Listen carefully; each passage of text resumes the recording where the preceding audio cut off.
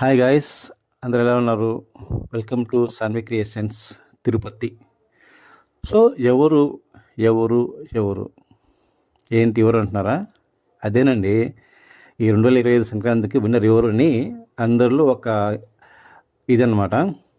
So ఒక tension ఏర్పడింది.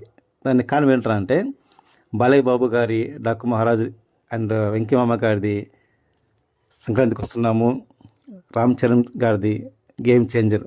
So ఈ మూడు మూవీస్ వేటికి అవే డిఫరెంట్ జానర్స్ అండి. అండ్ ఈ మూడిట్లో ఏది విజయం సాధించింది అనేది అందరికీ ఒక టెన్షన్ అనమాట. చూసుకుంటే మూడు మంచి కంటెంట్లో ఉండే మూవీసే. డాకు మహారాజ్ బాబీ కొల్లి గారి మూవీ, సో దీని మీద అంచనాలు ఎక్కువ ఉన్నాయి. అండ్ వెంకీ మామ అనిల్ రావిపూడి కాంబినేషన్లో తెలిసిందే మనకి, F2 F3 మళ్ళీ ఇప్పుడు ఇది. సో పక్కాగా బ్లాక్ బస్టర్ అని అంటున్నారు.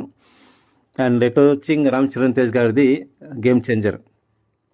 సో శంకర్ డైరెక్షన్ చేసిన ఈ మూవీ గురు ఒక హైప్ ఉంది. సో మూడు హైప్ ఉన్న మూవీసే, మూడు స్టార్ హీరోస్ మూవీసే. సో ఈ మూడు మూవీస్లో ఏది బ్లాక్ బస్టర్ కొడుతుంది అనేది ఒక అంచనా అనమాట. సో కొందరి మీద వ్యాపారం ఉంటుంది, కొందరికి కొన్ని ఉంటాయి అన్నమాట. సో ఓవరాల్గా ఎవరు హిట్ కొడతారనేది డిస్కస్ జరుగుతుంది ఇండస్ట్రీలో. కొందరు సర్వే చేసిన ప్రకారం అయితే ఒకటి వచ్చేసి డాకు మహారాజ్ బాబీ కొల్లి గారిది బాలకృష్ణ కాంబినేషన్ వస్తున్న మూవీ. మేము ఇది ఇప్పటికీ ఎంతో బాగున్నాయి అండ్ ట్రైలర్ కూడా బాగుంది అని చెప్పారు. సో దీని మీద ఒక అంచనా ఉంది, హిట్ కొట్టింది అని.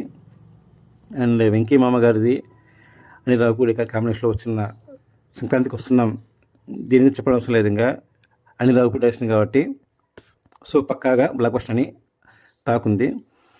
అండ్ రామ్ చరణ్ తేజ్ గారిది గేమ్ చేంజర్. సో అంచనా అయితే ఉంది, కానీ గతంలో శంకర్ గారు తీసిన భారతీయుడు 2 ఫెయిల్యూర్ రావడం వల్ల సో ప్రభావం పడుతుందా అనేది అభిమానులలోనే కాదు అందరిలో ఒక టెన్షన్ ఏర్పడింది.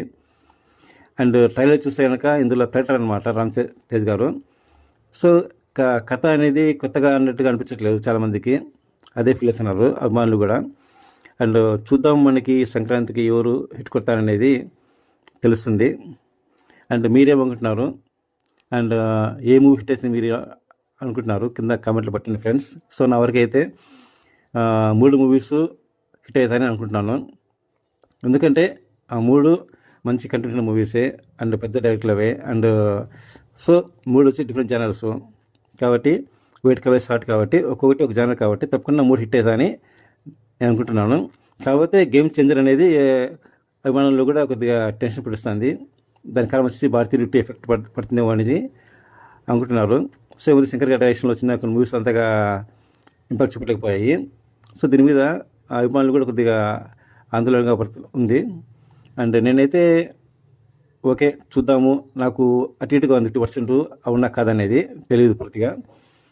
అండ్ చూద్దాం ఎవరో ఈ సంక్రాంతి విజేత, ఎవరైతారో ఈ Sankranti Bullodu. Thank you guys, and please subscribe my channel, like, share and comment. మరిన్ని మంచి వీడియోస్ కోసము నా ఛానల్ సబ్స్క్రైబ్ చేసుకోండి ఫ్రెండ్స్. బాయ్.